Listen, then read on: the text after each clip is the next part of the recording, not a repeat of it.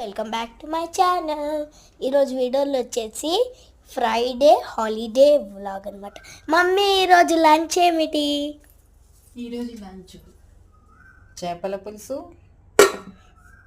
వేడి వేడి రైస్. ఏం రైస్ అది? దీన్ని పెసరపప్పు రైస్. ఇది పులగం, పెరుగు అండ్ ఫిష్ ఎగ్ ఫ్రై. పెరుగు. ఈరోజుకి లంచ్ ఇదేనా మమ్మీ? Yes mummy. నాకు ఇష్టమైన చేపల పులుసు.